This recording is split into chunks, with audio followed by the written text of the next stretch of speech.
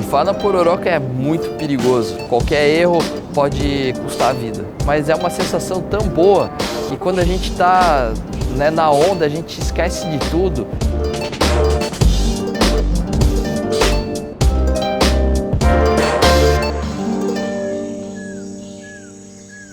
Meu nome é Serginho Laus, sou surfista profissional, especialista no fenômeno da Pororoca, com 2 recordes mundiais, surfando a onda mais longa do mundo na Amazônia.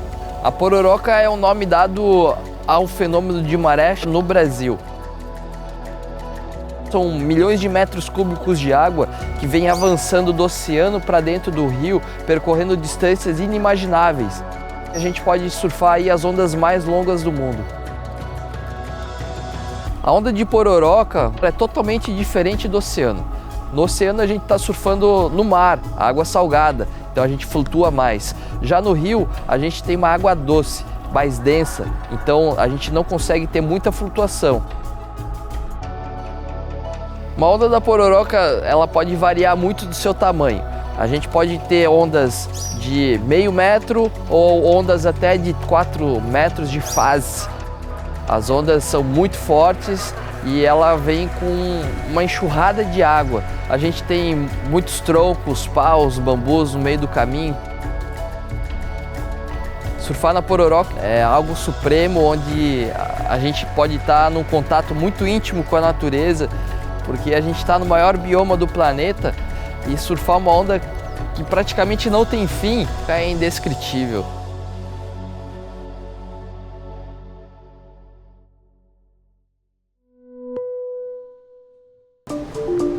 They call this stretch of the North Shore the 7-mile miracle.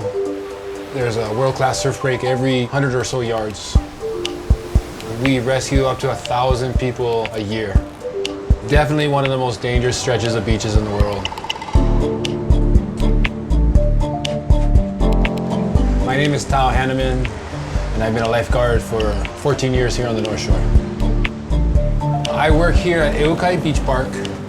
It's the home of the surf break bonsai pipeline, which is a very dangerous wave that breaks in very shallow water. It's such a critical wave that if you fall down, the chances of getting injured, of hitting the reef is very high. Even when it's really small, we have very strong, powerful rip currents. It's very easy to get swept out in the rip current and not be able to make it back to shore. Just yesterday, the lifeguards made about 20 rescues. Knowing that the possibility of drowning is very real, especially in large surf, we all train. My training consists of running the beach, of swimming, anything basically in my area. We do mock rescues. If the surf is big, I'll tell one of my partners, hey, go out and get pounded in the surf. I'll come get you with the rescue tube. So he'll go out and he's taking waves on the head and we'll see how fast we can get to him. Whatever the ocean's gonna do, if someone needs help and you have to go get that person, you gotta be ready to do that. You're putting yourself in a very risky situation, but knowing that your partner has your back, it builds a strong sense of camaraderie. We have a good morale between us all. We do this job for the love of the job. Basically, if you can save another person's life, it's very rewarding for sure.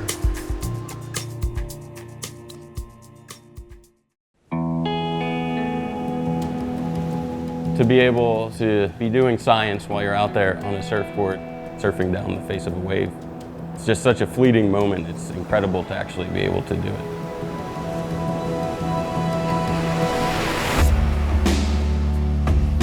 SmartFin is a surfboard fin. You clip it on the bottom of your board, you go out for your surf session. It has technology that measures ocean pH, salinity, ocean temperature, and very detailed wave characteristics. So there will be an enormous amount of data.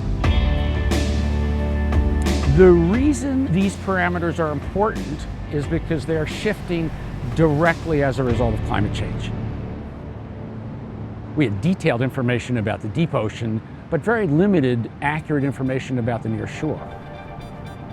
Satellites can't be really accurate with data in that narrow zone. And the other way is ocean buoys, and they're just not deployed at the coast. Bingo, SmartFin can fill that gap. Collecting oceanic data is a very time-consuming, expensive process. This is like, you just need to know how to surf. The data moves from your fin to your phone via Bluetooth, and then from your phone it goes up to our servers where everything's processed. I had to develop sensors that don't affect the surfboard. Nobody's going to surf a fin that is not a standard foil. Aside from that LED right there that's blinking that tells you that there's like some sort of technology in there, you wouldn't know the difference. So we've got a test tank set up now, and we're just trying to look at the precision and accuracy of the instrument itself. Things are looking pretty promising. As a scientist, it's pretty exciting to be able to get data over these different time and space scales. I mean, the fact that you can go out and surf and contribute to understanding what's actually happening out there is incredible. I'm not a surfer. I know nothing about surfing. I know I look like a surfer, but I'm not.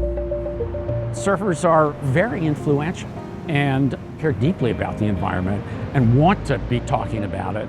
So SmartFin is just a tool to do that in a more concrete way. There's so many reasons why I do what I do. I love surfing and I love helping people. I think if everybody found what they love to do, what they were designed to do, and used that gift to help others, this world would look so different.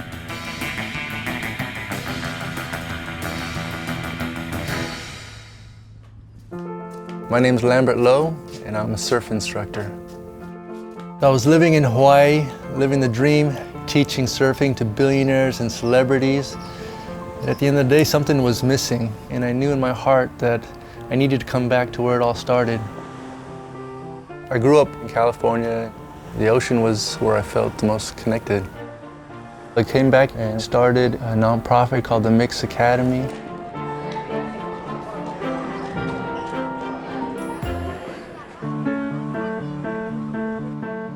One of the things that come out of the Mix Academy is this surf school. And I brought that gift of surfing here with some of the people that need the most smiles. Push up from the side, stand up, go.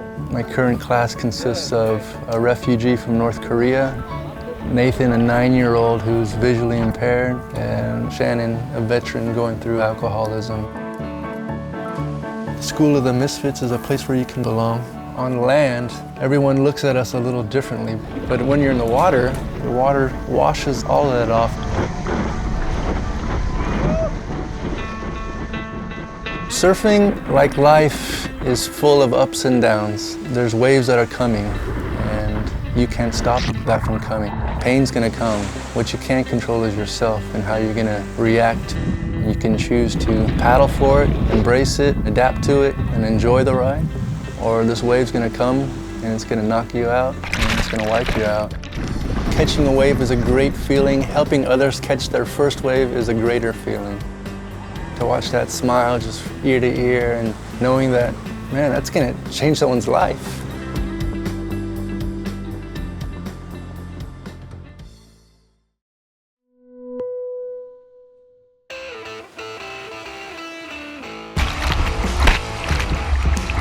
Montana is a landlocked state. It blows my mind every day, but there is waves in the river and you can surf them on surfboards just like you would in the ocean. We have a huge surf culture here in Missoula. My name's Kevin Benhart Brown. I go by KB and I own Strongwater Mountain Surf Company.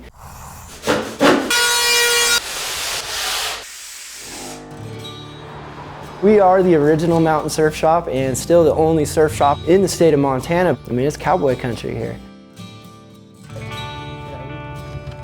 Surfing is in my soul. One of my very first earliest memories at the age of 3 is visiting my grandparents in San Diego and seeing surfing in the ocean. And for whatever reason, I've been kind of searching for surfing my whole life, and I happened to be here in Missoula, Montana and tapped into river surfing. In the river, it's a standing wave. So the wave is essentially stationary. You're going back and forth across the wave, but the wave is kind of in one place. The water's coming at you. It's pretty amazing.